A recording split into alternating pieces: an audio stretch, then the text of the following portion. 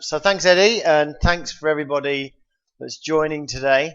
Um, Introduction to order flow. So those of you that know Jigsaw, or maybe took a look at our website after seeing the invitation, know that we sell a set of tools for reading order flow. And those tools look at order flow in the very short term, and that's not what we're going to be discussing today. So we're going to keep this within the sphere of applying order flow to day trading, but we're going to be looking a little longer term.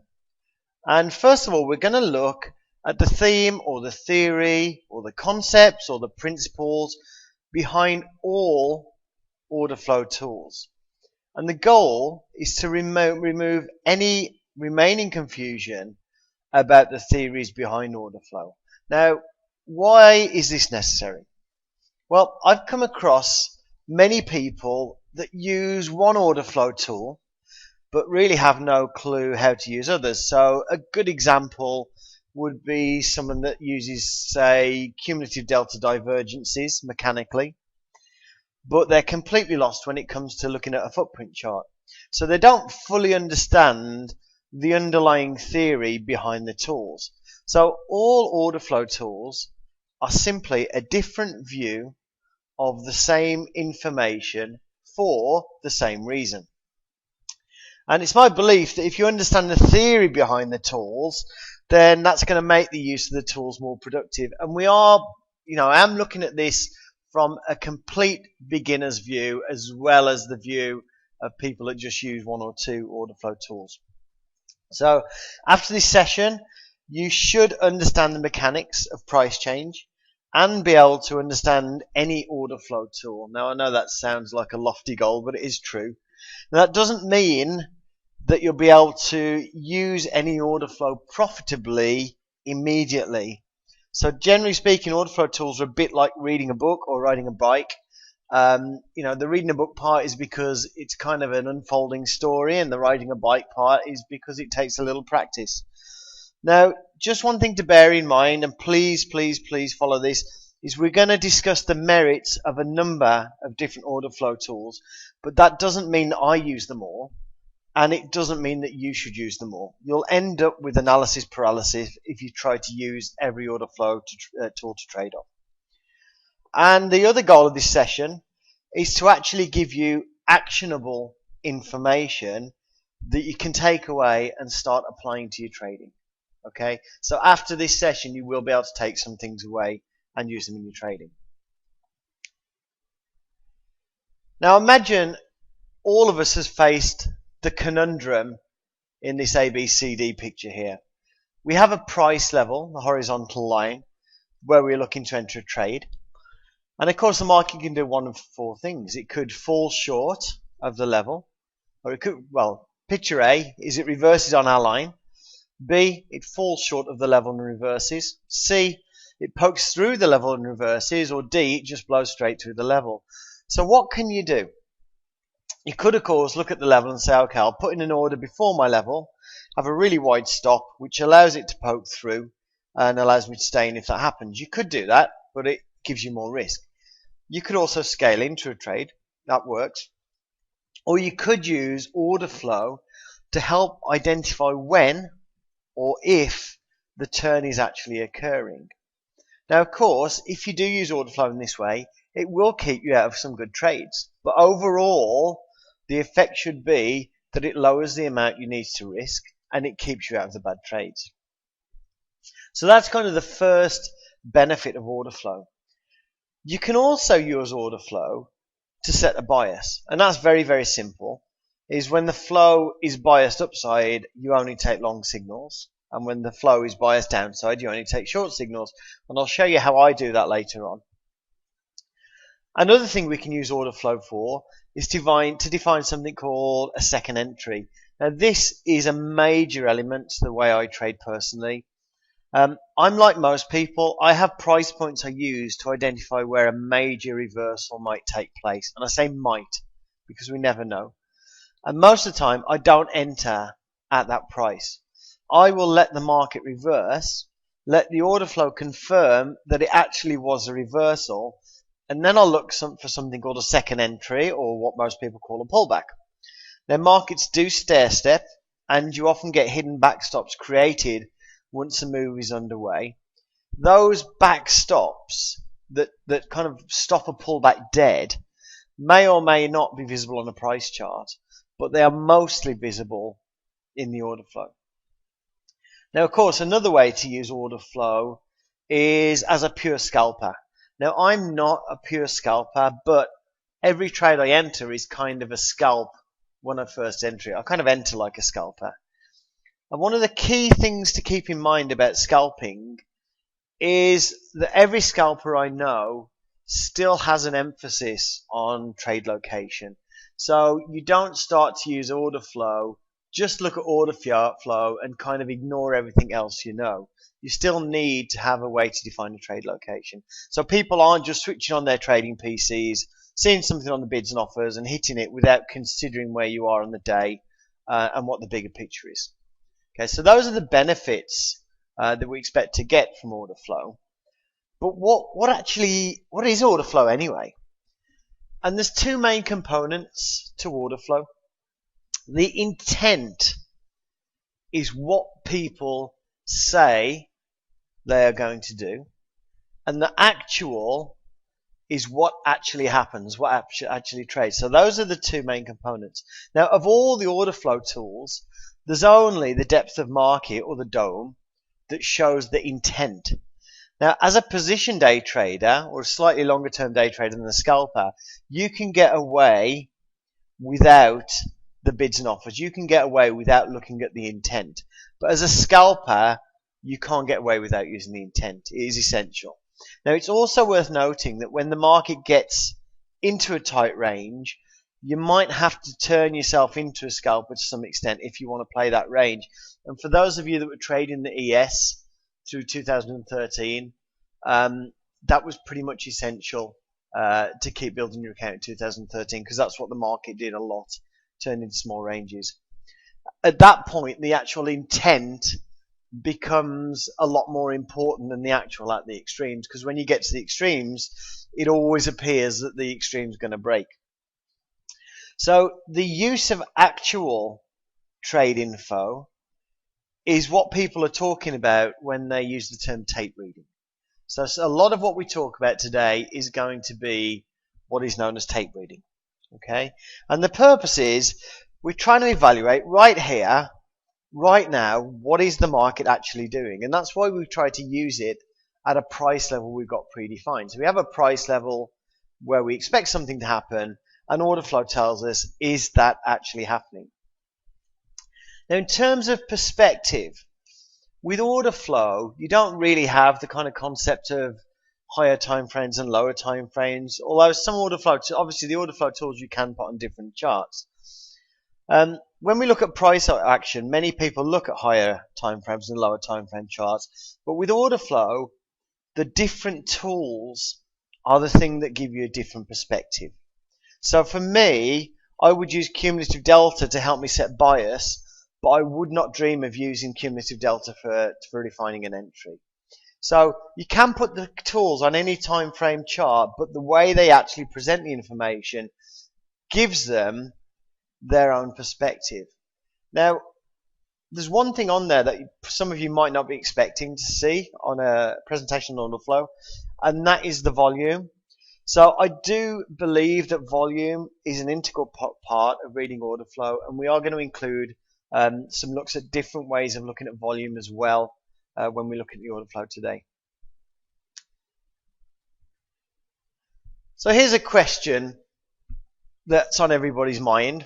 Why does price move? Now, different people have got different answers to this. Now, when I say why does price move, I don't mean why are people buying here or why are people selling here. That's a completely different question.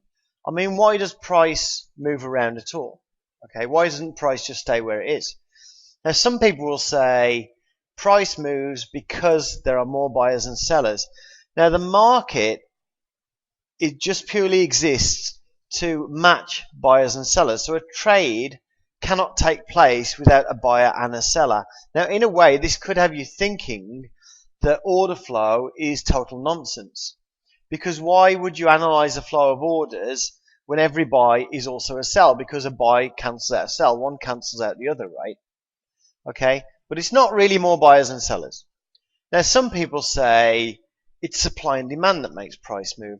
Well, that's possibly, but it's not in the traditional sense of supply and demand. There's no scarcity for contracts in futures markets. They actually get created and destroyed as trades occur. Another answer we can get why price moves may be more aggressive buyers and sellers. Well, that is a little bit closer to the truth. But perhaps the truth is it's less patient buyers and sellers. But the real question we should be asking ourselves, because this is the key to order flow, is what stops price from moving? Okay, so why is it that the ES doesn't trade at 1580 1 second, then 1260 the next second, then 500 the next second, then 1850 the next second? And the answer to that question, what stops price from moving, is also the key to reading order flow and understanding all order flow tools. And the key to why price moves, or why it doesn't move around all over the place, is the consumption of liquidity. Now, what is liquidity? We always hear this is a liquid market, or it's not a very liquid market. Liquidity is the availability of the other side to trade with. So if you're a buyer and you're buying at market, it's the availability of a seller to trade with. Now, when you trade, you're either providing or taking liquidity from the market, depending on the type of order you use. So liquidity is limit orders, it's bids and offers, and for those of you who aren't used to that terminology, it's your eyes glazing over as I talk about bids and offers in my explanation. So I'm not going to talk about bids and offers initially, because a lot of people have conceptual issues with it. They can't match a bid with buying and an offer with selling. So we're going to talk about floors and ceilings. Okay, so what we have here is a picture of a building, and it was a building designed by me, and it's got no stairs and no elevator. Okay, so imagine that this building is the market. Okay, and imagine that we're on the top floor here. Okay, now on the top floor, what we've got above us is we've got a ceiling above us, and we've got a floor below us. To move down to the next floor, what do we need to do? We need to break through the floor below us. Okay, and the market does exactly the same thing. So the floors and ceilings are limit orders, and these limit orders need to be consumed or eaten by market orders before we can move through a level. Okay, so to move down, we need to eat through the floor, and to move up, we need to eat through the ceiling.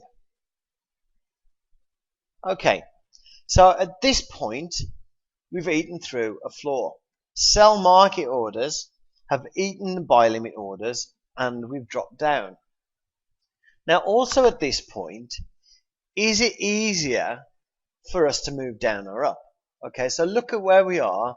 We have momentum downwards, but is it easier for us to move down or up here? Okay, now this isn't a trick question. Okay, it is easier for us to move up at this point because there's a bloody big hole in the ceiling. Okay, there is nothing above us to eat. The ceiling is not there. Okay, and that's another key concept of order flow. Okay, because what will happen as the market moves down, we break through the floor, and that effectively leaves a hole in the ceiling above us that needs to be repaired, and we break through the floor, and the ceiling needs to be repaired, and we break through the floor, and the ceiling needs to be repaired. Okay, once that ceiling is repaired, it's no longer easier to go back up than it is to go down. Okay, so that's how the market works. The market effectively has floors and ceilings, and price can't move until the floor has been consumed or the ceiling has been consumed. Right, so resting orders.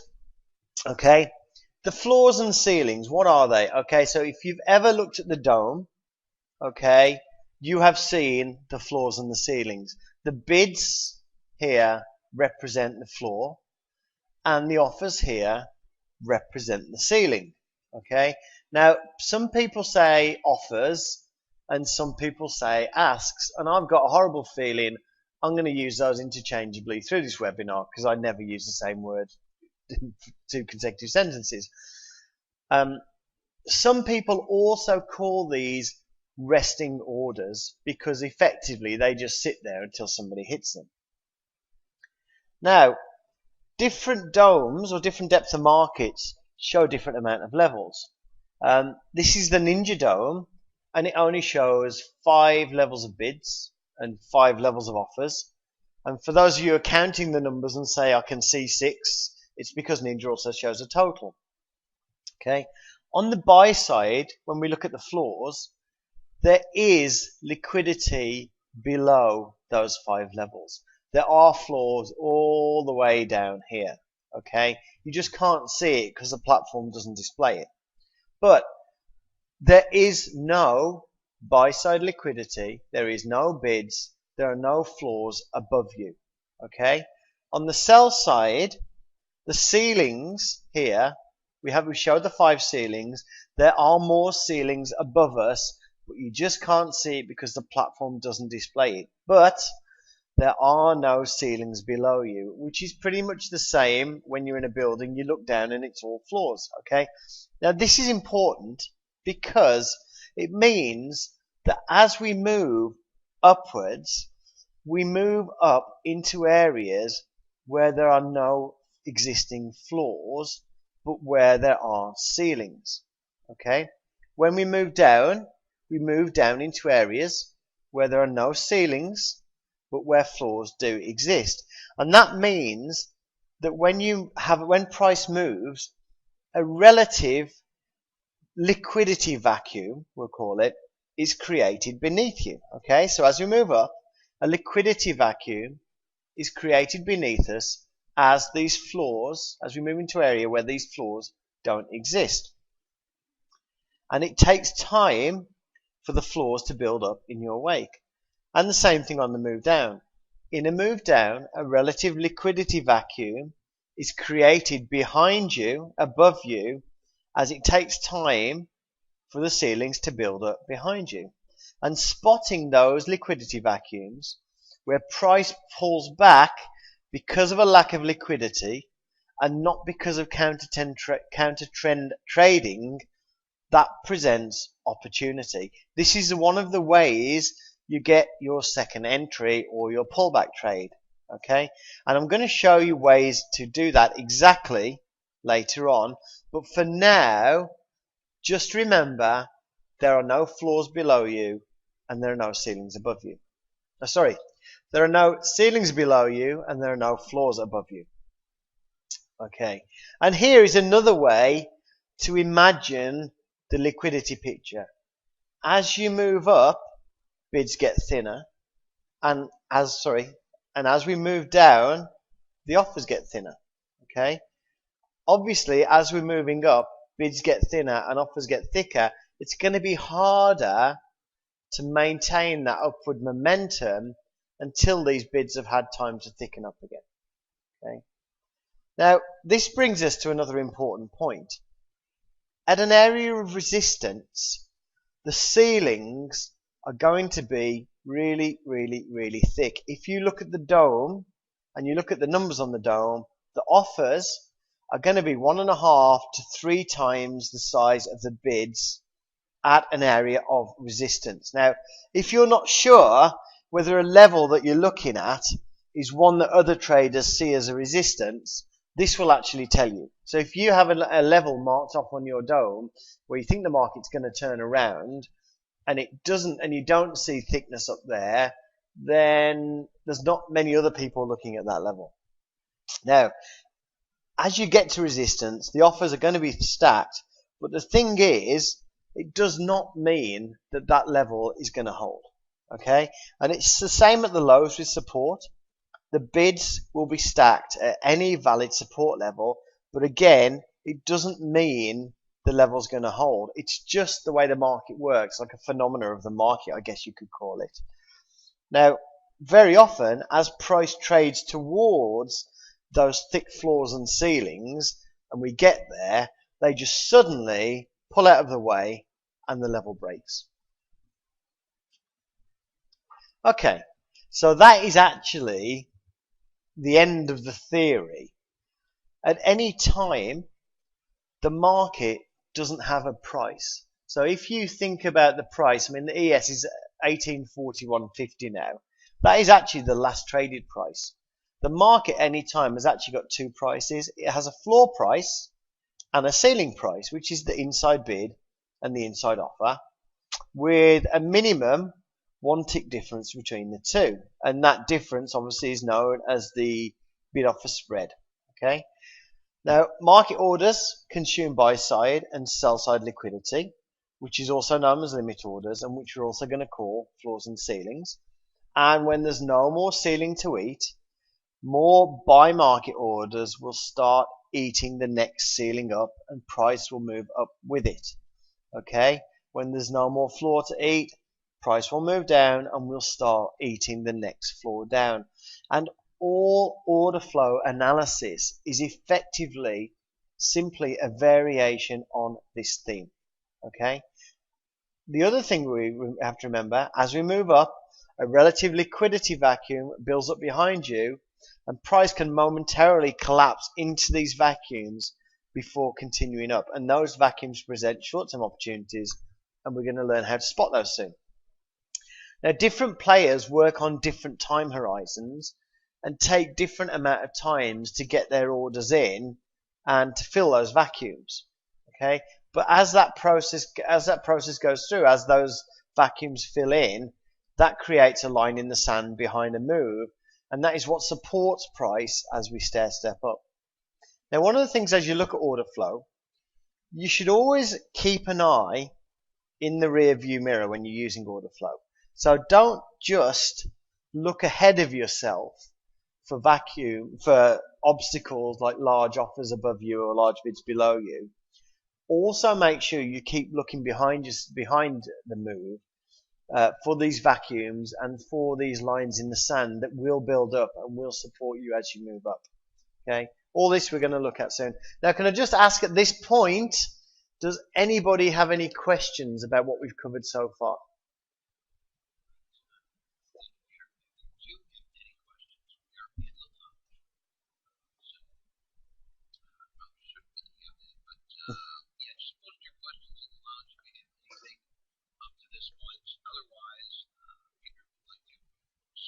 Yep, I'll carry on, and then we can also always stop for those questions in a short while. Okay. Go on, sir.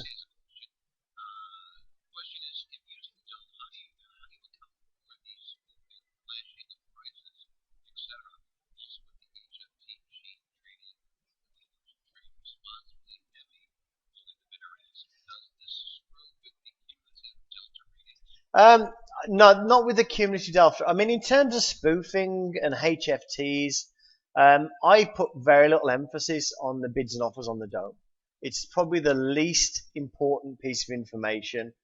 I do use spoofing. I do look for instance, if the market's moving up and I see huge bids below me in a move up, I will expect the market to pull.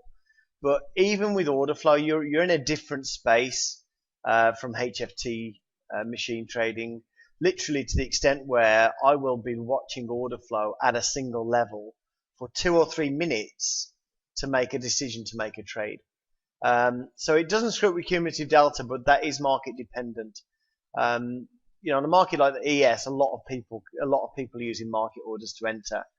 But anyway, we'll answer that question as we move on.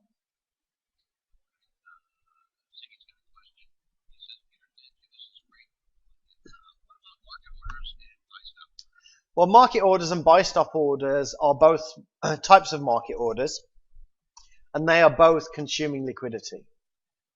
We're gonna and for the next question on volume profile, as we get to the later slides when we're actually talking about volume at price, we're actually going to make those things a little bit clearer.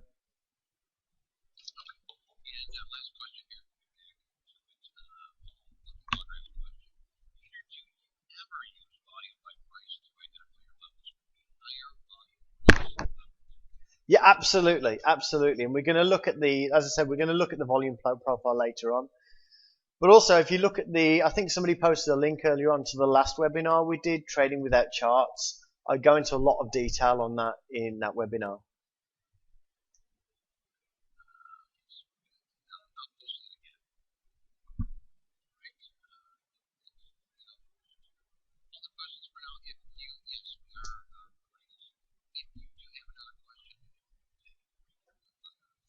Yep, about that, yep. Okay. So if we think about what we've looked at so far, big question is, well, so what? I mean, this is all theory, right? How do we put this into action? What is the benefit of understanding this liquidity consumption model? Okay, so let's just consider a few implications of what we've gone through so far in terms of things we regularly see in the market. Okay, now one of the things we regularly see are spikes versus churns, or rapid move up versus slow grinds up. Now lots of people are going to see a quick move up in the market and they're going to equate that to strength. But if you consider the liquidity consumption model, if you think about floors and ceilings, we know that a rapid spike up is going to create a larger vacuum behind it. Now, on the other hand, a market that just grinds, just a few ticks, and a few ticks every few minutes, is often considered weak. We all see this grinding action, where it just grinds, trades, tick up, grinds, trades, tick up. That grinding action is actually a sign of strength, because the slower move doesn't have the same liquidity vacuums building behind it, because it's moving up slowly and those vacuums have time to fill in. Now, grinding moves are also signs that the market actually likes to trade at successively higher prices, and that's price acceptance. So grinding moves can be hard to trade, because when the market grinds up, you don't get a pullback.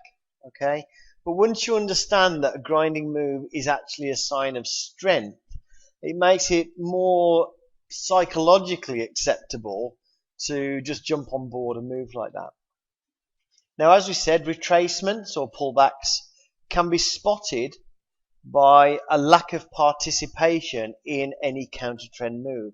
Okay, so the market might move down in an uptrend, but if it's because of a lack of liquidity below, a vacuum, then the volume and the delta will not be significant in that pullback.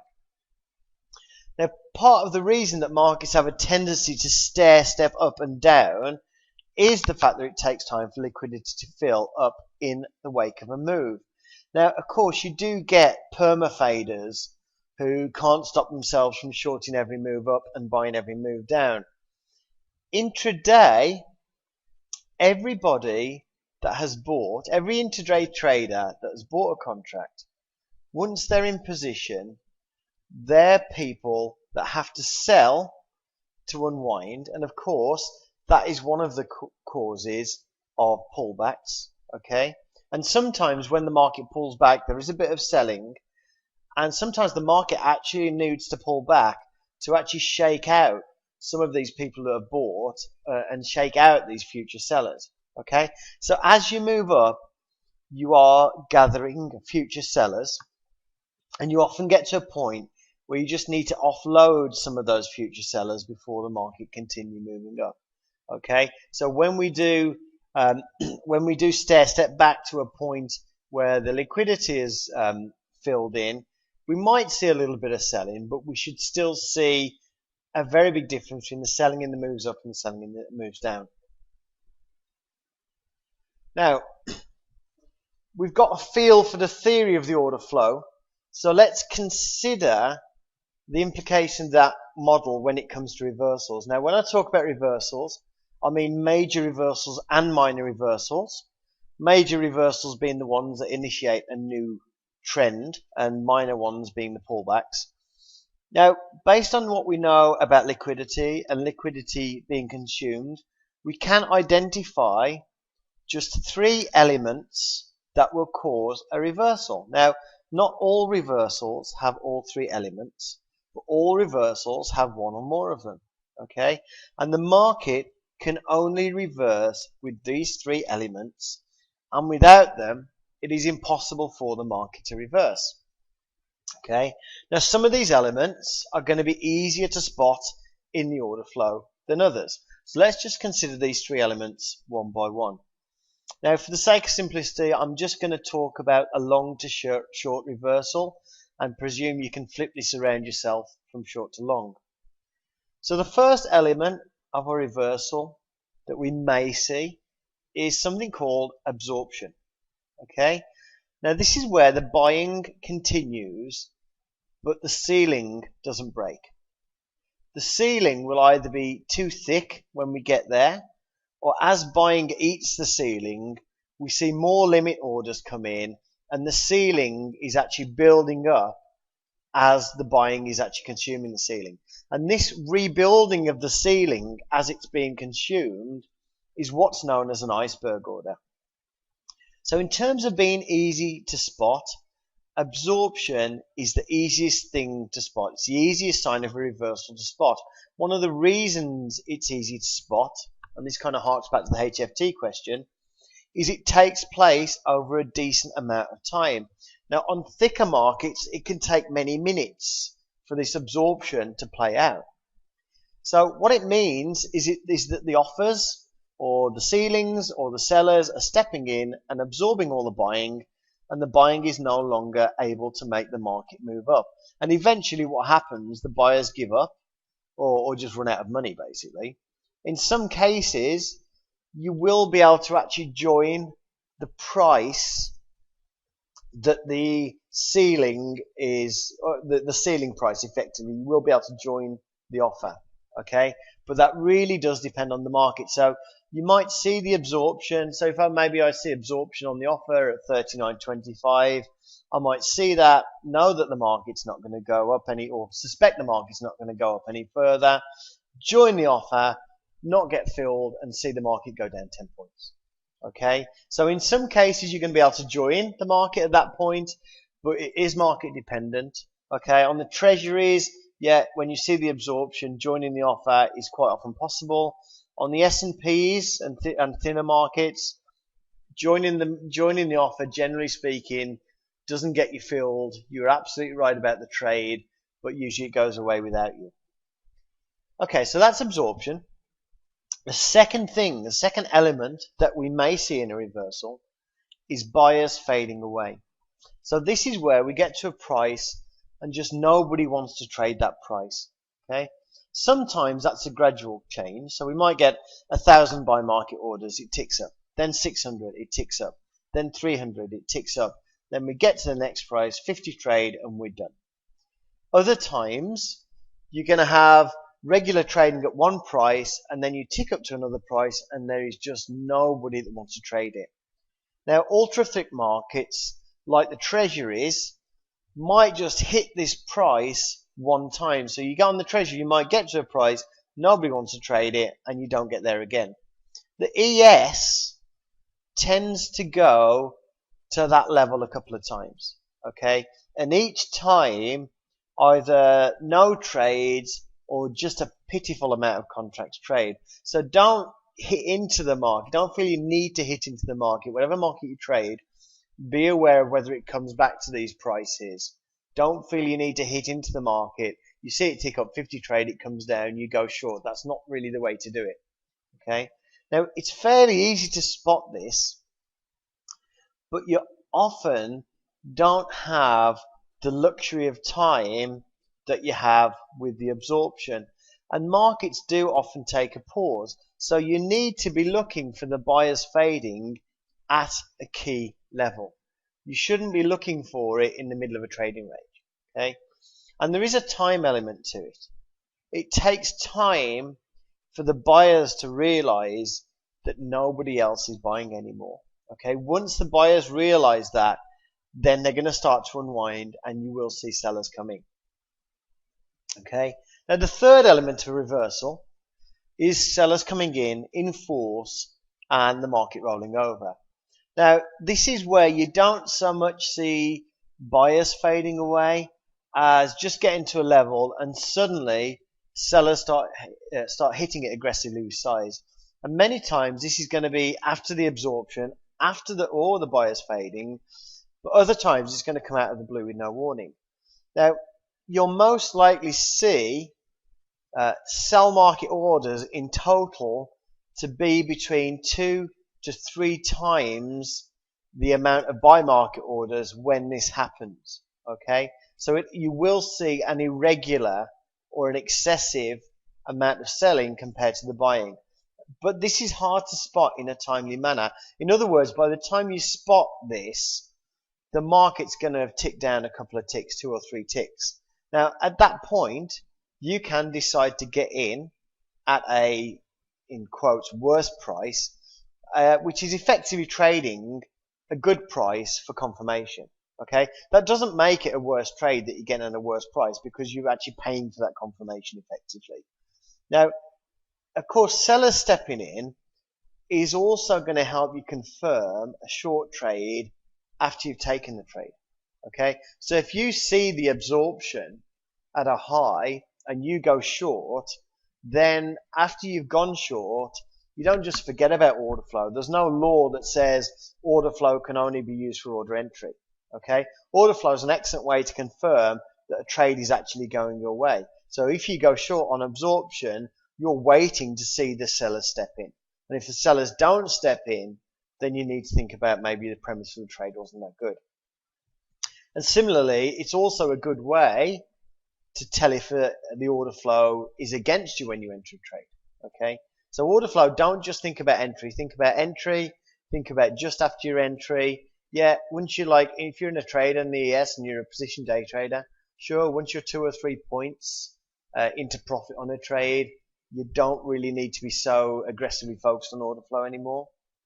Now, just to reiterate, these 3 elements of a reversal, they're not mutually exclusive. Okay, you're often going to see more than one of them, but you will always see one of them with every reversal. Okay, so what if you actually miss a major reversal? Well, as I said earlier on, for me, missing a major reversal is a good thing because I am of the opinion that you should miss a major reversal. I meet up with a lot of retail traders, and 90% of the ones I meet that are losing are what I call perma-faders. And it's like a disease. The moment they spot the market is moving up, they're trying to short it. And then when it finally does start to reverse and move down, they start looking for a long trade. So for me, I'm fairly good at estimating where the market may be headed. But I'll usually have 3 or 4 potential areas where traders will offload and potentially start trading the other way. Okay, so I don't fade all of these levels because trading against the market is always a lower probability than trading with it. Plus, I've got 3 or 4 levels. Should I just fade each level every time, knowing that only one of them is going to work out? Now, based on what we know about price action and order flow, we can start identifying which moves are reversals and which are pullbacks, and use that to set our bias and then look for a second entry. So how do you know that the last counter trend move was a reversal and not a pullback? Okay, and I think this is one of the things that you can take away today. You'll find this very useful. Okay, so the things that you're going to tell you if that was a reversal or a pullback. First, the move occurred in an area you actually expected a major reversal. Okay, that's one of the first things you look for to tell if a move is a reversal or a pullback. Secondly, the delta or the footprint accompanying the move is significant. Okay, and we'll look at how to spot this shortly. Third, the volume accompanying the move is significant, and also the number of ticks in that pullback, in that leg, in that swing is also significant. So let's say the ES, and I am an ES trader, so I don't talk about other markets when I'm doing presentations. If you want to look at other markets, you're going to have to figure out how to apply this yourself. But anyway, let's say the ES had moved down 8 points, and now we see an upswing with significant delta, significant volume, and a larger number of ticks than the pullbacks on the way down. And it's also in an area where we thought it might be a logical place to reverse. At this point, I personally don't have an entry, but I do have a new bias. Okay, I do now have an upward bias. So now you wait for it to drop back down and for the floor to form below you so you can actually get in with limited risk. Then you look for the absorption, the sellers to fade away, or the buyers to jump in, the three elements of a reversal. Okay, now order flow accompanying a pullback should be weak. You should see a smaller amount of delta, lower volume, lower swing size. Okay, now of course you don't know the full size of any pullback till it's over, so I'm not claiming I know how big a pullback is before the pullbacks actually complete. Now these are the second entry trades, and one of the things about the second entry trades, if you're still a perma fader and you're always trying to take like the hero trade to fade the high and the lows of the day, the second entries, the pullbacks, do absolutely have less profit potential per contract, but they are trades in an area that is less crowded. So when a market hits a prior high, there are lots of people looking to enter there, and lots of people looking to enter a breakout long and to fade the high. Okay, and the market gets pushed around and people get pushed out of position. If somebody wants to establish a really large position, then a major high or low is an absolutely excellent place for market manipulation. Getting people to buy so that you can sell to them, or getting to people to sell so you can buy from them. For the minor reversals, there's a lot less people looking to trade at that point. You don't have the same sort of games being played, and the order flow is a lot easier to read just because of that. Okay, so I don't want to be too preachy with second entries, but I would like to think if you find yourself always fading moves and always getting run over, then you might want to think about just using the major moves to set your bias. Okay, now what we're going to do now, we're going to start looking through some of the tools, the most commonly used order flow tools. Yeah, absolutely, absolutely.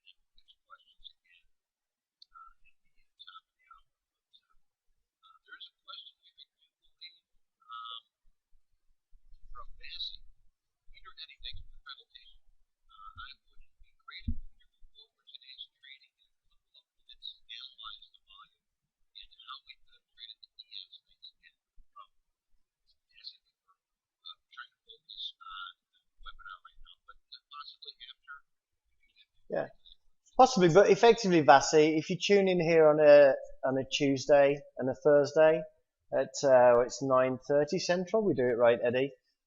We actually do that live. We actually go every Tuesday and Thursday. We take a pause in the market and we actually go through trades that are setting up based on all this stuff as well. So we can do that, but be aware I've actually been in bed tonight. I haven't traded at all today. I was in bed because of this webinar. Yeah.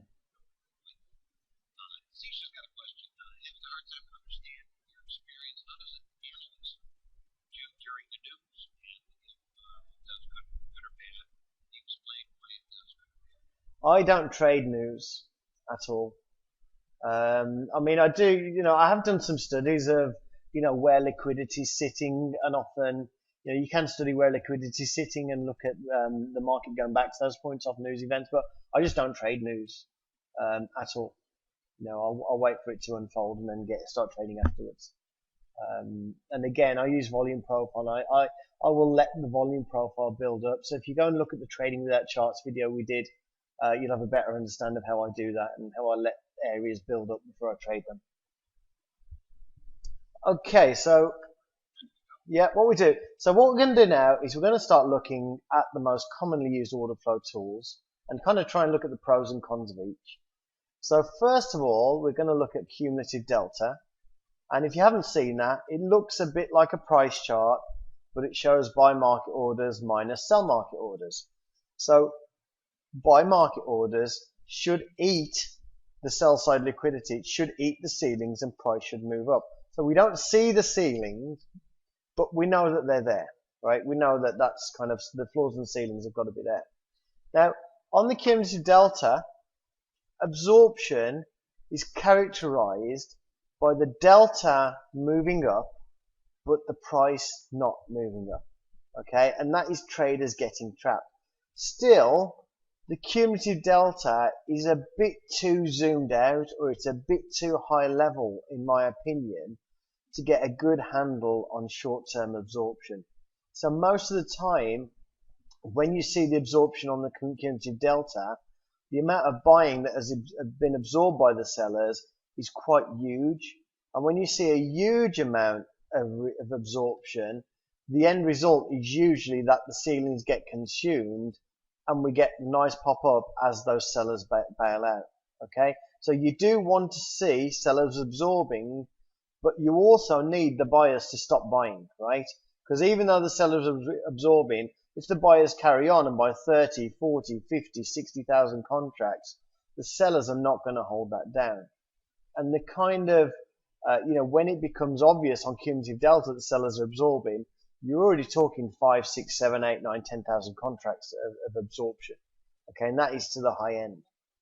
Now again, buyers fading away is also a little bit less easy to see on cumulative delta because it is a zoomed out view. Sellers coming in is fairly easy to see on cumulative delta, but by the time you see it on the cumulative delta, as opposed to a short-term order flow like footprint or time and sales, the market's probably already going to have traveled quite far. So my opinion is the value of cumulative delta is in setting bias and identifying these liquidity vacuums or pullbacks. Now, very thin markets like crude oil will also fare less well with cumulative delta because the use of market versus limit orders is different on crude oil. Okay, you'll see on crude oil, you're going to see long periods of the cumulative delta diverging from price because of that. So it's really not very good in a predictive sense. Okay, so this is not a particularly cherry-picked chart. I'm going to show you two charts, cumulative delta. Some of the action is going to be a little bit ugly, but then some of the action is a little bit ugly on an average day. Now, just go through what this chart is. This is a 900 tick chart. There is nothing magical about 900 ticks. I use 900 ticks personally because it shows about half a day's action on the ES. Now, if the ES slows down, like at a holiday period, I'd change that 900 to 600, just because the 600 would then be showing about half a day. Now, the reason I use a tick chart as opposed to a time chart, time-based chart, is the tick charts tend to show more intraday swings, and I'm more interested in the swings than the time the action occurred. Now, the white numbers here are the number of ticks in the swing, okay? The blue numbers are the number of contracts in a swing. Now, I personally don't care about individual price bars. So you can see the price bars here are kind of dull grey, but I do care about the swings. So basically what I've got here, I've just got the swings highlighted. Okay, so just to let you know how these things are colored here, okay, you're going to get a green bar here on a swing up, okay. And by the way, this is a free indicator that's showing the swings here. It's not something I sell. Okay, so the swings are going to be colored green if there's a swing up and the number of contracts traded in the swing up is greater than the last swing down. Okay, And we're also going to colour green if it's a swing down and the number of contracts traded in the swing down is less than the swing up. Okay, so in other words, it stays green if the volume is to the upside, and it stays red if the volume is to the downside. Now the chart below in the bottom half of the frame is the cumulative delta. Okay, so that kind of explains what you're seeing on the chart. So let's look at this first swing down. Okay, we've got a high of around 1359 here, and we end up moving all the way down to 1348. Okay, so as well as the cumulative delta, we're also going to take a look at the volume and some of the other things that we've identified as being essential to spot a reversal. So the first move down, okay, we moved down, we traded 48,000 contracts, and we moved down 12 ticks. Okay, then we move up 5 ticks with 4,000 contracts of volume. Okay, so that 5 tick move up is almost half the size of the move down, but it has 1/10 of the volume. Okay, so that is effectively a liquidity vacuum. That is not buyers stepping in, a bunch of buyers stepping in and buying the market up. Okay, now also if you look down at where we came off and we did the first leg down, the 12 ticks down, we can see the cumulative delta roll over. But if we look at the pullback up, the 5 tick pullback up, we can't see anything on the cumulative delta. And again, that's just indicative of the fact that there weren't really more sellers than buyers in that pullback. It was just effectively that there was no ceiling. Okay, and the market just kind of got sucked back up into there. Okay, if we look at the next leg down, we've got 57,000 contracts traded, and then the next pullback up, 17,000 contracts. Okay, and again, look at the delta on that pullback. It's simply, there's no, we're moving sideways a little bit, but there's really no delta move there. Okay, now it's the reversal in the delta that tells you to switch your bias. So we can see a reverse in the delta here, and we can see a reverse in the delta there. Now on the S&P, you're normally looking for the delta to shift 10,000 or more contracts before you change your bias. Okay, so you're looking for a 10,000 shift in delta for reversal, and you're looking for no shift in reversal for a pullback. Okay, you're looking for no shift in delta for a pullback. Okay, so let's look at the upswing. We've come down, we've made a low, we've now got a high and a low for the day, and we pushed back up. So we're down at 1348, and we pushed back up all the way to 1358, which is 1 point below the high of the day. So it is an area that we're targeting, and effectively what we're seeing here, we're seeing it falling short of the high of the day. So as we move up there, we can see a huge push up in the volume, in the delta. We can also see with that swing up, we've got a huge amount of volume in the swing up, and we can see the swing size, 31 ticks, is fairly big. Now, there really isn't much of an opportunity to get on board a second entry, okay? Not based on the chart. There's no pullback, okay? Although there is something called a volume cluster in the middle, and we're going to talk about that a little bit later. This first pullback here doesn't actually look like it's much of an opportunity because, eventually the market doesn't go up that high, and we are quite close to the high of the day, okay? But it's clear, if you look down here, that the delta doesn't shift down, and also the volume isn't supporting that as a reversal down. Okay. And now we're going to look at the move down from 1358 to 4750. Now note that in this case we do have the added confirmation up here that we are reversing off a known area. Okay, so this is a failed attempt at the high of the day. Okay, and we start off with a 70,000 push down, and we start off with 19 ticks. So we can see with that leg down, we've got a lot of volume and a lot of ticks. Okay, then it retraces over half that move with a lot less volume, and again, if you look down at the delta barely moves. Okay, and as we move down through the daily low all the way down here, we can see the downswings with more volume and ticks and delta than the upswings. Okay, now from 47.50, as we get to 47.50 here, we start up this move to 13.51. Okay, and looking at the chart, you have to say, looking at the chart, that looks like the market bottoming out. It does look like a reversal, but if you look down at the delta, is the delta shifting up considerably there? Do we have a significant amount of volume in these swings up? Do we have a significant amount of size in ticks in one of the swings up? And right now you have to say no. So at this point, okay, it could be a reversal, but at this point, the order flow is really not telling us that this market is reversed. Okay. And this is how it played out. Basically, we had another leg down to 45 and eventually reversed up. Now, this is where it gets kind of ugly, okay, because really this area here, we don't know it's a reversal until, perhaps this area here when we're about 13.49, okay. So in this case, what we've got, when we go to 45, we've got a case where we've got our low of the day and we've actually overshot the low of the day.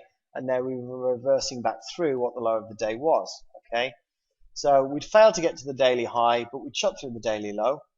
Now on this reversal up, we don't really have a big shift in the delta until we get to this point, the move up to 13.49. At that point, the delta's up about 15,000 contracts. Then that is also the first point where we see the delta and the volume in the swing and the swing size confirming a move up.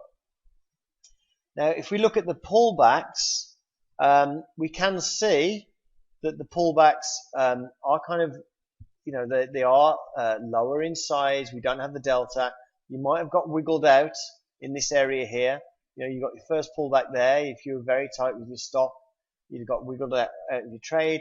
But you can see that generally speaking, as we move up, the volume is on the upside, the size of the swings is on the upside, the delta is on the upside. Okay. And basically, that is how I use cumulative delta. That is what I think the best use of cumulative delta is.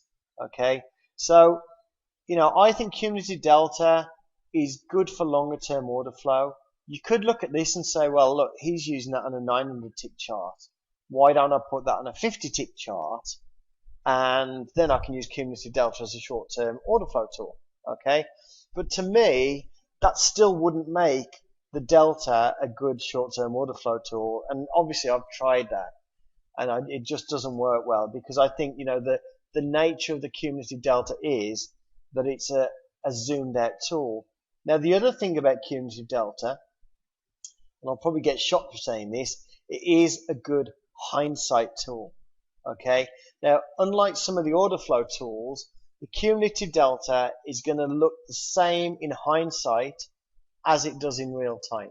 Okay, so if you actually want to start using cumulative delta, you can load up historical cumulative delta charts, look at the history of how this thing played out, and then start to incorporate that into your methods. With things like the footprint chart, volume profile, you simply can't do that. Okay, so that's one of the benefits of cumulative delta. Okay, so footprint charts, I'm going to say same information, different format. So footprint charts show trades at the bid next to trades at the offer. Okay, so whereas cumulative delta is showing you the difference between the two, footprint charts kind of requires you to work out what the difference is. Now, this is a more zoomed in view, but of course you can put a footprint on a longer term chart. Now, if we're looking for absorption on the footprint, we're going to see a large volume of contracts trading into a price without it being able to move through. And usually that's going to occur at just one or two prices on a thicker market like the ES. We're going to see buyers fade simply by seeing no contracts or very few contracts printing at a price. And sellers coming in, we're going to see price move down and approximately 1.5 to 3 times the size on the sell side to the buy side. Now, in terms of footprint charts, a footprint chart sits on top of a bar chart effectively. So if you can do it, you can do a footprint chart on a 5-minute chart, 15-minute chart, 1-hour chart. If you're going to look at footprint charts, I would say, for various reasons, you should use range charts or point and figure charts. And the reason for that is because we tend to basically, with a footprint chart, we'll go up and we'll come down, and with a reversal, with a chart that shows reversal like a range chart, you'll see the move up on one bar and the move down on another bar. If you use a time-based chart, you're going to see the move up and the move down all in one bar. So effectively, the footprint chart is going to overwrite or add to existing information. So you're not going to be able to say, okay, what happened on the way up, what happened on the way down. So range chart, like a 5 range chart on the ES, a 10 range chart on the crude oil, or point and figure charts, they're the ones that work best with footprint charts because they effectively show you the swings. Okay. So here's a footprint chart. And as you can see, we have pairs of numbers with red and green background. So each pair, the numbers on the left with the red background are sell market orders, and the numbers on the right are the buy market orders. Now, we've also got the delta at the bottom here in 2 formats. Now, once again, the delta is the buy market orders minus the sell market orders, but specific to all of the trading in this bar here. Okay. Now, first of all, what we'll do, let's just take a look at what's happened here. Okay. So what we can see, we've had a move up, and if we look at the move up, you know, at the bottom we've got some size, but on the move up, we've generally seen it's been maxing out 2,000 to 3,000 contracts at each level. When we get up here to where the red arrows are, 42.75, we see absorption on the offer side. So we see this 5,000, nearly 8,000 contracts on the offer side. Okay. And that is absorption. And now, obviously, what you're going to say, looking at that, yeah, but look at the bid side, look at the bid side, 4,000, 6,000, 8,000 on the bid. Isn't that absorption too? And the answer is, well, sort of, but there's 2 caveats you've got to kind of consider with a footprint chart. The first of all is there is always 2-sided trading. So whenever there is absorption on the ceiling, whenever the ceilings are absorbing, the buyers don't just stop buying at the same time. So you're going to move up and you will see absorption, a lot of trades at the offer, but while that's occurring, you're still going to see trades at the bid, which is one of the reasons you get size on both sides. Okay. But the other thing is, as we reverse down, okay, you're going to see the sellers jump in size, and that's going to appear on the left side, on the bid side. Okay.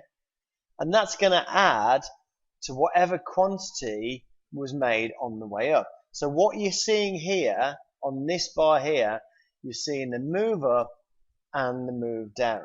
Okay. And that's one of the problems with footprint charts looking back historically, is you don't get a good handle on what was in the move up, what stopped it, and then what happened on the move down, because it kind of overwrites it. Now the white boxes here represent the close of the bar. So we can see 997 at the top of the last bar, and we can see that we traded down to 181 and closed this bar. Okay, so from this bar here, we only actually managed another 2 ticks up. Okay, and that's what tips us off. So that tips us off where this bar closed is a reason we can fairly confidently say there was absorption here, and then we built volume back on the way down. Okay, so it's not a guarantee, but if you're actually looking at footprints historically, look at where the bars close. Okay, now let's take a look at the white arrows. Okay, so we can see that we peaked up here and we just printed 44 contracts. There's no buyers there. Now it probably just slipped through momentarily. If we had absorption here on the offer side, what you'll find is sometimes there's absorption and they're rebuilding the ceilings and rebuilding the ceilings and rebuilding the ceilings. But sometimes the buyer just momentarily breaks through the ceiling and then they add to the ceiling again and it just gets whacked down. So we can't say at this point categorically that it moved up to there and the buyers faded away, as opposed to we just managed to peak up through a minute because they couldn't rebuild the ceilings fast enough. But over to the right hand side, that is buyers fading away. Okay, so this is the point where we got up, we traded 593 contracts here, but there's no sign of absorption, right? We've just got regular trading at the price below. So we can see we got up there and we probably went up and down there a couple of times, but there was only 593 contracts worth of trades there. There's no buyers there. We're also coming back to the high of the day. Okay, so it's a point where we expect a reversal. Nobody wants to buy into that price. That is the buyers fading away. Okay, and this is also the point where the seller steps in. So if you see the orange arrows pointing at the delta down here, as we moved up, we can see we were getting decent positive delta all the way up. Okay, up to this 4286 over here on the last bar of the move up. All of the buyers up to this point are obviously people that are going to need to sell to unwind their positions if they're still in. Some of them are going to be longer term traders, but generally speaking, we don't care about longer term traders when we're day trading. So as we move from left to right, we're gathering future sellers, but we're just waiting for when are they actually going to turn in sellers? What's going to trigger them to sell? As we get that second attempt to the high, as we've moved kind of sideways here, okay, we can see now minus 266 is pretty neutral on the delta. Minus 1,000 and then plus 1,000, well, those two kind of cancel each other out. Minus 796, minus 1946 on this bar with the right hand side white arrow. It's at this point when the buyers fade that you then start to see a lot more size on the sell side, and we start to see the delta actually going negative. Okay, so there's a couple of places you could have hit into the market here. Okay, you could have hit into the market. An aggressive trade would be to fade the absorption first time to the high. Excuse me. Okay, sorry about that. So that is your first area to potentially enter a short trade. We could have taken a short trade when we had the additional confirmation of coming back to that high, when buyers have got no interest at this double top, or we could have got in when we saw this delta go negative, when we actually saw the sellers come in down here and start to push the delta negative. So that's kind of how you can use that. And you should be able to get a feel how you can play aggressively with an early entry and less aggressively based on the footprint chart, based on the flow of other traders. Okay.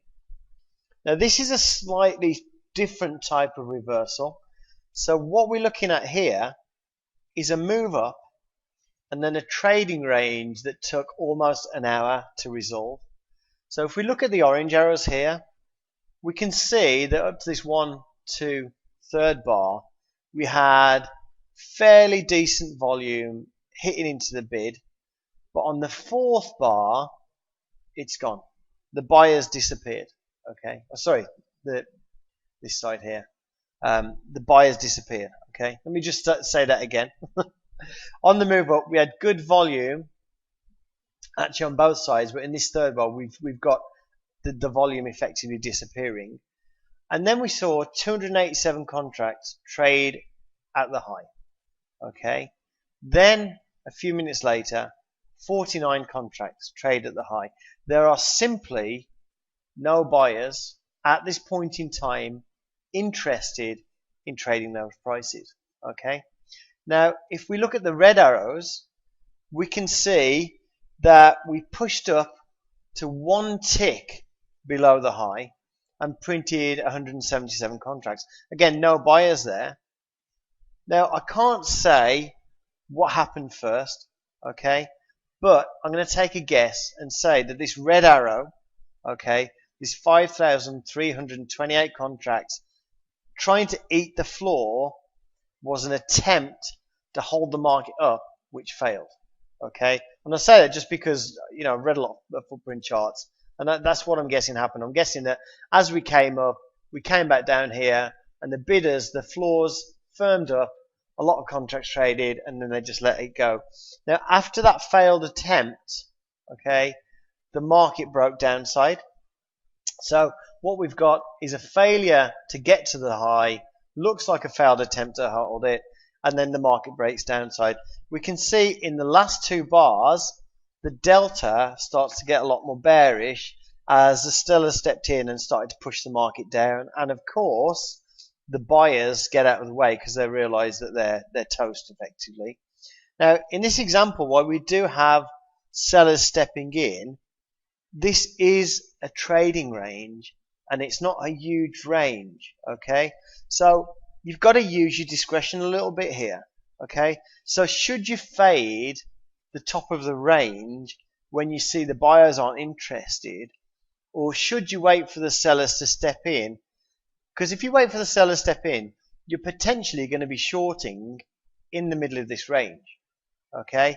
So when you start to look at order flow, yeah, it's great to see sellers step in and it's great to have that additional confirmation, but you can't just put good trade location to one side because you're using order flow. You do have to combine this with actually entering in a decent place. So in this case, I would actually say seeing the sellers step in here isn't a good trade. It is extra confirmation, but you're still getting in the middle of a trading range.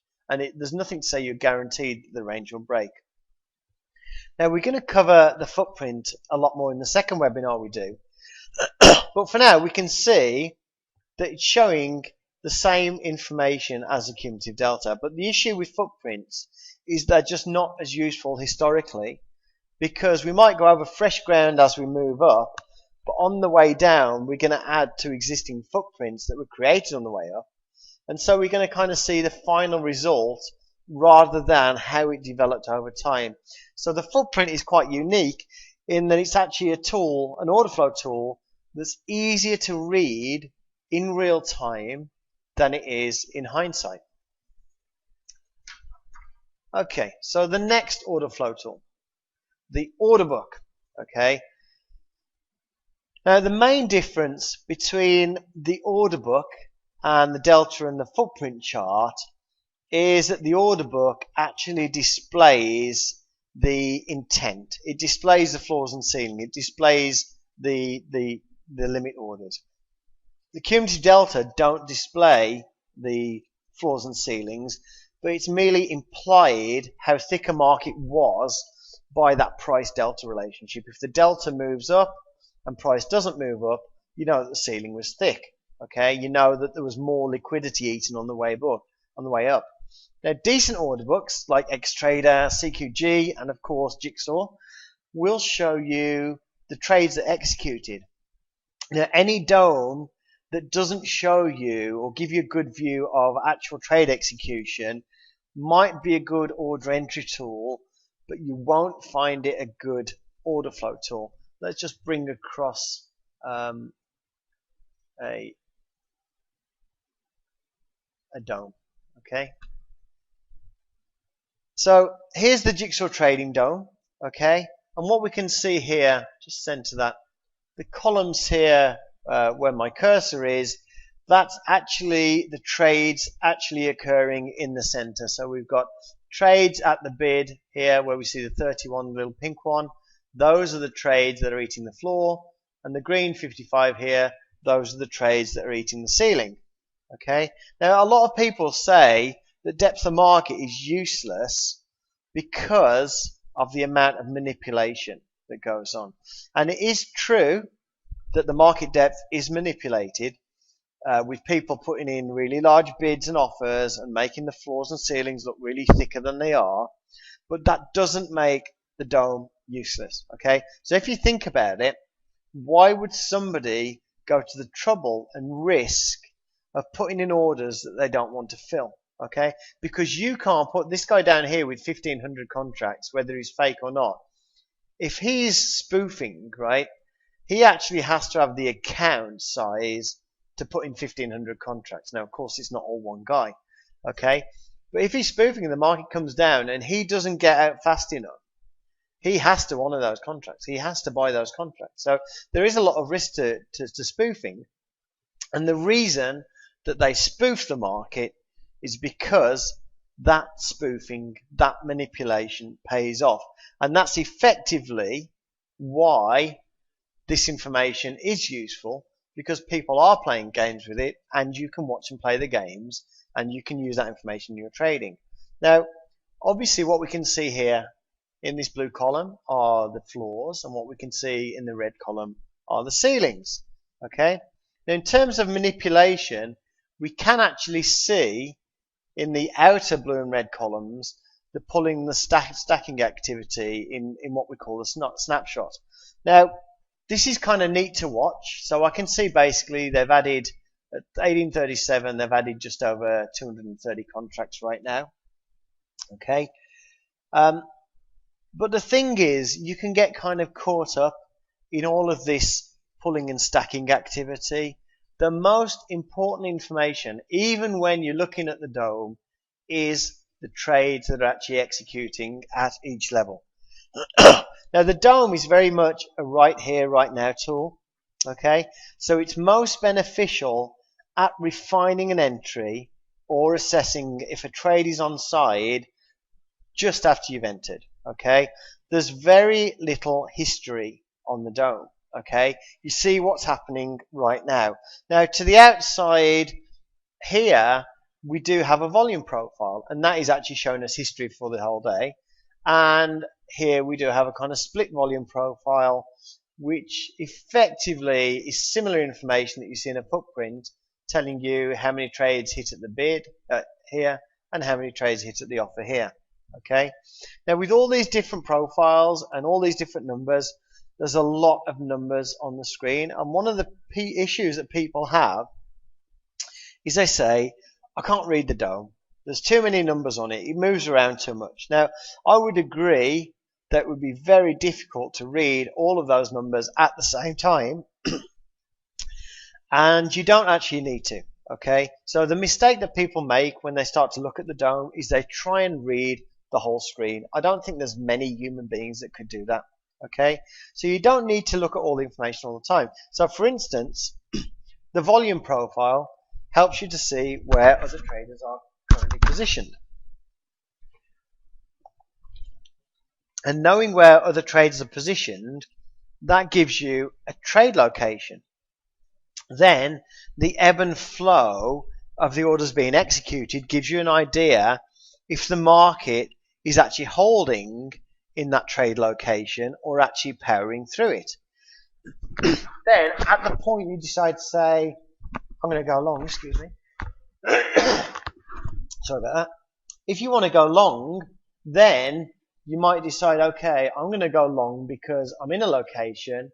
I can see that the order flow here is telling me that it might be good for a long trade. So now what I'm going to do, I'm going to look at the offers and I'm going to say, okay, I've got 700 offered there. I'm not going to go long into that until it drops down to 300, until it looks like the offers are about to break.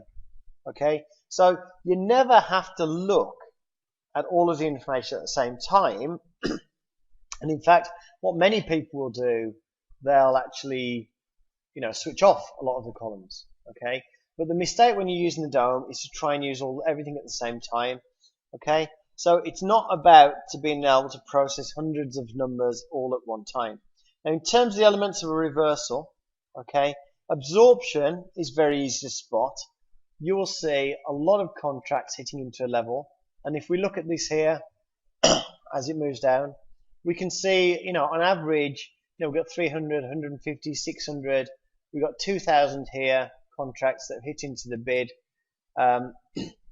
So we can say, okay, 2,000 is the high end, 1,300 still decent. So if we were looking for absorption now, we'd probably be looking for 3,000 contracts or more to hit into an offer or a bid and price not moving. Okay. Now at the same time, when you're looking for absorption, you're probably also going to see some high numbers here, which is the column that tells us they're actually adding more orders. Okay.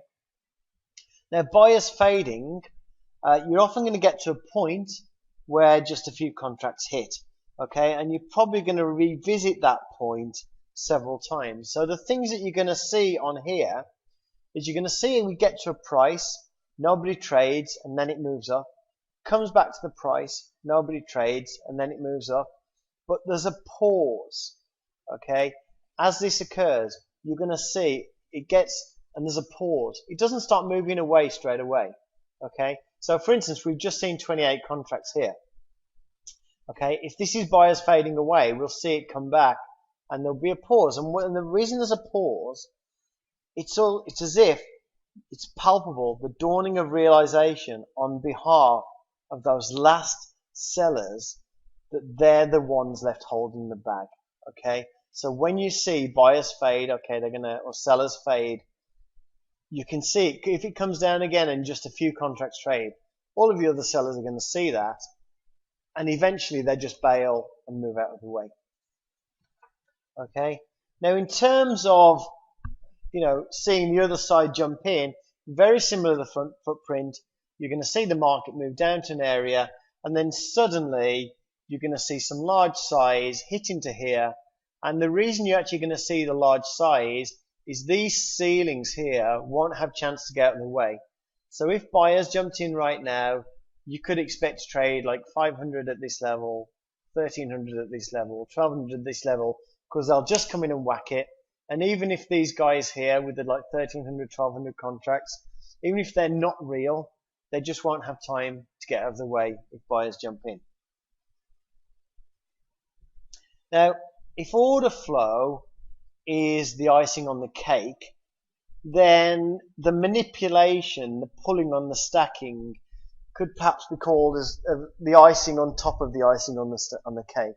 Okay, so we can see now average depth on the first couple of levels is below 1,000. Everywhere else is about 1,000. We've got this level here at 1834, where we've got like 1,500 contracts. But we said at any support level, we're going to see the bids higher than the offers. So when we see that large size there, that doesn't mean they're going to hold the market, and we can't read too much into it. Now, if we were moving up, say nobody, say the buyer, this is a reversal, the sellers realize nobody else is going to sell now, and we start to move up, and we move up 3, 4, 5, 6 ticks, and then suddenly on the bids below us, we see 3,000, 4,000, 5,000, that kind of size below us, okay? That absolutely screams manipulation, right? Manipulation on the dome, stacking on the dome, isn't having an average of 1,000 contracts and somebody putting 1,050, right? They want you to see it. They want you to see a big number. So if you're not sure if it's spoofing, then it isn't, okay?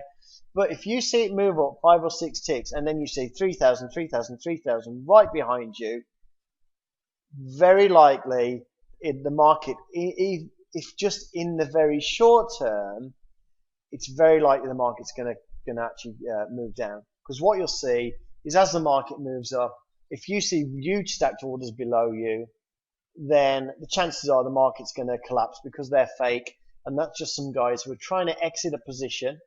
And they're trying to exit a position by stacking the bids, getting you to buy, leaning on those bids, and you're buying off them because they're actually the ceiling, okay? And when they're done, they'll pull those bids and the market will drop down, okay? But I would say if you're using order flow, you could quite easily use order flow without ever having worried about bids and offers, okay? It is optional. And I'll just show you one more way of actually looking at the same information. This is still short-term information, but just kind of a bit of fun. These meters here are also another way of seeing order flow. So the left-hand side is showing you the trades at bids and offer, which is effectively these central columns. The middle one is showing you the depth, the actual bids and offers. It's just showing the first three levels. And the one to the right here is showing me the changes to the depth. Okay, and again, it's just another way to look at order flow. It's just another way to look at the DOM information. It is also very, very, very short term. Okay, there is no history with this. It's right here, right now. Okay, so we have one more order flow tool to look at. Now, with all the order flow tools we've looked at so far, they've got one thing in common, right? They might show the sum total of the trades on each side, but none of them show the individual size of the trades themselves. Now, with the time and sales, you see the individual trades. And you also get a great feel for the pace of the market. Unlike the DOM, it is a right here, right now, ultra short term order flow tool. This is not something you're going to use to analyze the overall state of the market and tell what's going to happen in the next 3 days. Okay, this is confirming an entry and confirming the order flow is on your side after the entry. Okay, and the premise is, if you see 1,000 contracts trade, would it not be nice to know if that was 5 200 lot trades or 500 2-lot trades? Because personally, I'd rather trade with 5 200 lot traders than with 500 2-lot traders. Okay, which brings us to a small problem with a lot of time and sales products. And that is, in October 2009, the smart programmers at the CME, and kind of by extension all of the exchanges that the CME owns, such as NYMEX and CBOT, decided to change the time and sales. Now, prior to these changes, if somebody submitted a 1,000-lot order, then it would show up as a 1,000-lot order on time and sales.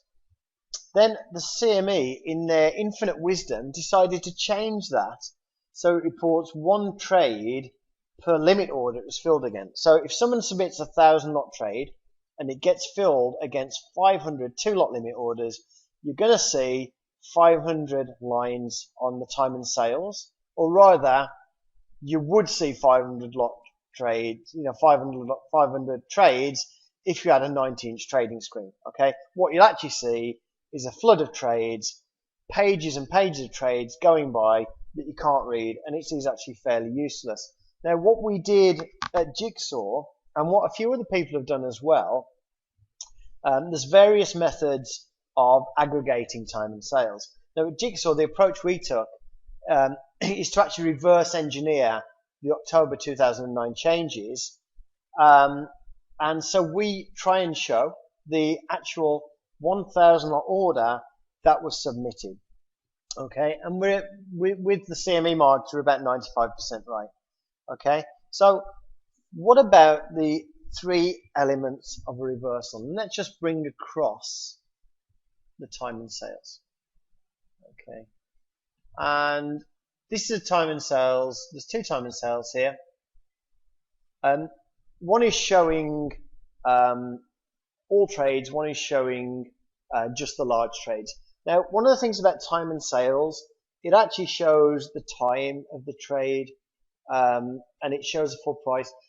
If you've got an option, you don't really need the time of the trade. If you're seeing trades go past at 100 miles an hour and it slows to 1 trade a minute, that's something very interesting. But you're going to see that just in the pace of the time and sales. So I would advise not showing too much information on the time and sales. All you really need to know is the price and the number of contracts.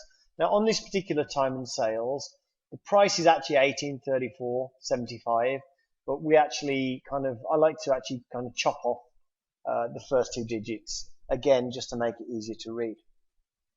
So what are we going to see in terms of the 3 elements of a reversal?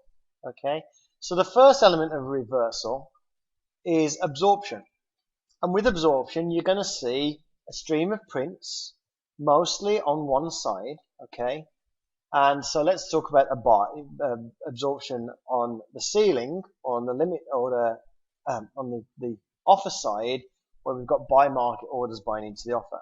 Okay, so we're going to see prints, green prints, and we're going to see all those prints at the same price. Okay, so we can see buy market orders, but the price not changing. Now, obviously, what's going to happen is you're still going to get some red prints, but as the absorption, as we're moving up, we're going to have overall in an up move, you're going to have overall more green than red, and you're going to see that green continue, but the price will just keep printing the same price. So that's the absorption. Now, the buyer's fading up to a point as you move up, you're going to see mostly green. Okay, it will always be a mix, but it will be mostly green in a move up. And then suddenly the green prints stop coming. Now, you might print green again as the price comes down, but you'll see that there is a clear maximum green price. Okay, there's a maximum price that green will print at. Okay, and you'll get up to that price. Green might print a couple of contracts, but you'll only get red printing at the price below. And those that printed at the maximum price are the ones trapped in bad positions that help the move down. Now, the other thing is, don't expect only little guys to get trapped. Okay. Now, the other sign of a reversal is sellers stepping in. Well, that's pretty easy. We'll be moving up with mostly green, and then we're going to see a sudden rush of red prints with prices moving down as a result. Okay, it's not enough to just see the red, because when sellers step in, they could get trapped. Okay, so you need to see the selling come in and price progression downwards. Okay, so just seeing sellers step in is if you see sellers coming in, lots of red prints, but price doesn't move down, that's brilliant in terms of getting an entry price, because you see the willing on the behalf of the sellers. You see they're willing to come in, but if they're not getting any price move down, it's just too dangerous to enter on that. Because if there's no price progression downwards, sure, you've got confirmation that the sellers are there, but you've also got the bid side absorbing. You've also got the floors refreshing. Okay, and the time and sales has got the least history of any order flow tool. Okay, it's as much about pace as anything else. It's not everybody's cup of tea. Okay, but what I will give you is probably the best use of the time and sales for a beginner. Okay, so the best use of time and sales for a beginner is just this. It's just the large trades. Okay, so on the ES, I would recommend that you take a tape showing contracts of 100 lots or more. Okay, and what you're going to look for is, as you move up, you're going to occasionally see groups of large green prints. Okay, so in a move up, like we're doing now, in a move up, you're not going to see big prints every price. Okay, you're going to see like 100, 100, 100. And then, okay, we've ticked up, okay, 36.50. And then you'll see some more big ones come in and we'll move up. And then some more big ones come in and we'll move up. And what you'll see after a while, okay, in fact, what we can see right now is that we can see we've got these large traders here, 486 at 36, all the way up to 36.50. And those large traders right now have not got anything for their money. Okay. And this is one of the things, if you combine with a good trade location, that you want to look out for, because you should see large prints move up, large prints move up, large prints move up. And then when you get the large prints and no tick up, okay, and then this pause, which we can see now, is those sellers, okay, some of those buyers will be short-term buyers, okay, and there's a pause, and it's sinking into these guys that they possibly just bought a short-term high, okay. So after large prints, no move up, a pause, which can be 1 or 2 minutes, you're going to see suddenly the other side's going to come in and back the price down. Okay. Now that doesn't mean you do this, in the middle of the market. It doesn't mean you do this in the middle of a trading range. You still need to do this at an extreme. But actually, what we're seeing now is exactly what you'd want to see for a short trade based on buyers being trapped. Okay, and I'm going to leave that up there just to see how it plays out. Now, what I wanted to do was I wanted to actually talk some more about volume profiles and volume clusters. But I've taken up a lot of time right now. We will run out of time if I go on to talk about volume clusters. So what I'm going to do is I'm actually going to record for you a short 30-minute video on volume profile and volume clusters, because I think that does complete the picture and it does answer one of the questions. But for now, let's bring it to a close. We've covered a lot of material today, but I hope the message of liquidity consumption, floors and ceilings, helps you to understand what order flow is all about and what is common between all these tools. Now, order flow does require a lot of discretion. It's a discretionary tool, okay? It's like reading a story, okay? It doesn't mean you trade it without rules. It just means that every situation is going to be a little bit different, but the overall patterns will be recognizable with practice. So with that, let's end there. I'll get you the other video. And Eddie, do you want to do some more questions? Okay, sure. If you do have any questions, post them in the lounge. I'm just scrolling up right now to make sure I missed it. Peter, excellent.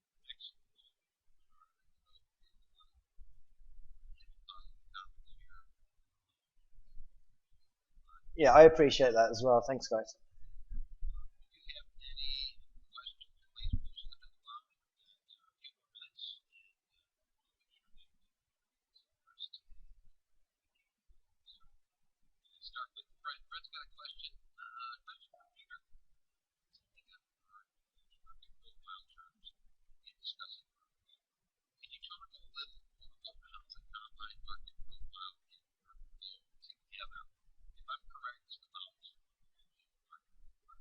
Absolutely. I use market profile. I actually have a blog on TopStep where I put my pre-market prep every day and say what I think is going to happen to the market. I absolutely use market profile for longer term analysis, and it puts in I use a lot of market profile for setting the levels I'm going to trade off intraday. I tend not to use the market profile itself intraday, but what I do use is auction market theory for trading ranges. And actually that was what if I hadn't run over so much today, that was effectively what I wanted to talk about next. It's what we talked about in the last webinar, trading without charts.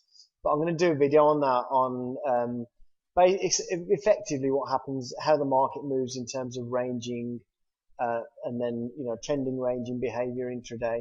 But that is all part of market auction theory. So I hope that answers it. Price got a question.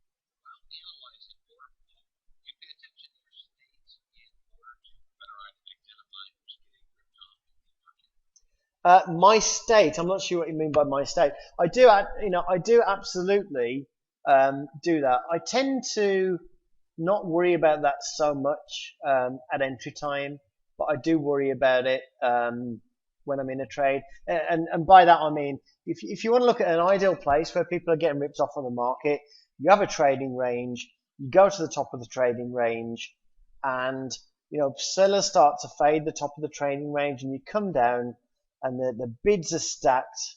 The offers are stacked. It looks really weak, but there's iceberging. You get 2 or 3 ticks down off the top of the range, and there's an iceberg order absorbing contracts. Then they pull that iceberg order, it ticks down again, but they start absorbing there. And what's happening is they're making the market look weak, but they're absorbing all the contracts by buying, and then they'll move it up.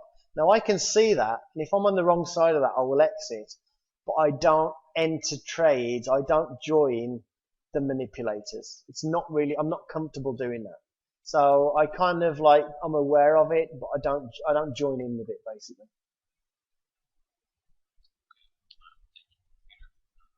Next question. Fred again. I've heard order flow described as only useful for scalping type trades. How would you respond?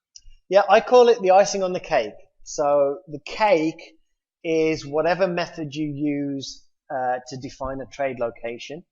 That could be with charts or without charts. And then the order flow is basically lets you see, okay, right here, right now, at this location, am I seeing behavior which is indicative of a reversal or a continuation, depending on how I trade? So I agree that scalpers, I've never heard of a scalper that doesn't use order flow, but I know a lot of position day traders that use order flow as a confirmation tool.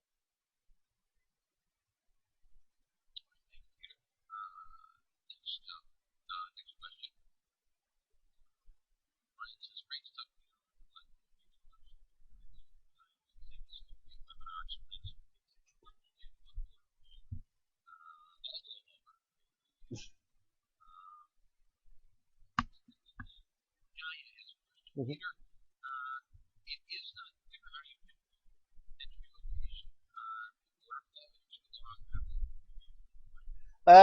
No, it's in webinars 2 and 3.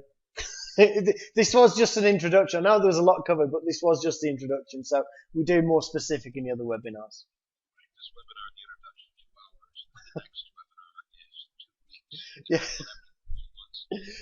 No, we've done all the heavy lifting in this one, basically. You get to move in with it. Yeah.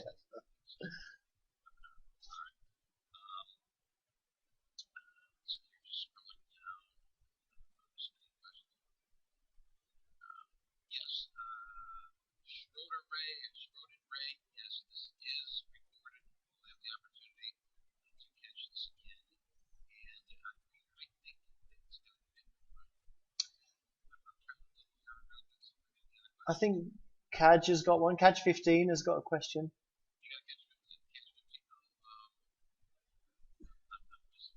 Okay, he's asking if there's a platform that shows order flow plus implied volatility. I don't know. I don't use that myself, so I don't know.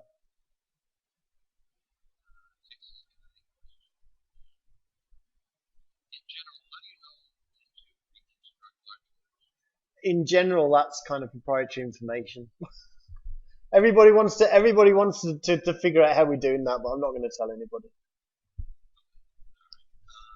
Vince has got a question. Next webinar is 2 + 2 weeks. I think we've got one next Friday, I believe. Yeah. I did mention to a lot of people that we do get this information with our Facebook account, yes, this with our Twitter account. If you'd like to get on the mailing list for all our educators in an open chance to guest, just contact support at TopStepTrade.com.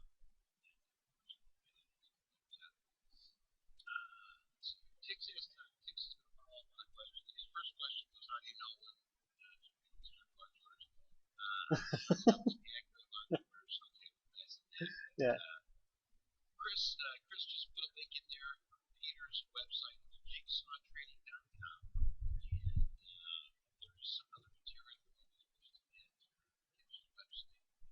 Check out Peter. Speak to me anytime. Yeah, right. I think we got one more question from Zed.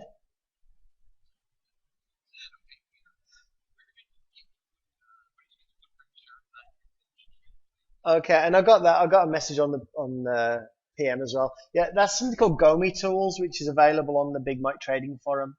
He's got an elite section over on the forum with a lot of free downloadable tools, and that's what I'm using basically.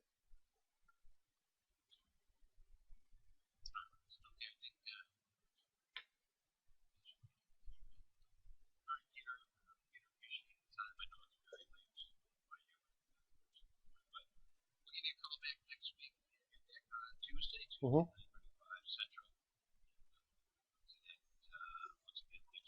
Excellent. Well, thanks, guys. Thanks for coming, and I'll speak to some of you on Tuesday when we do our session then.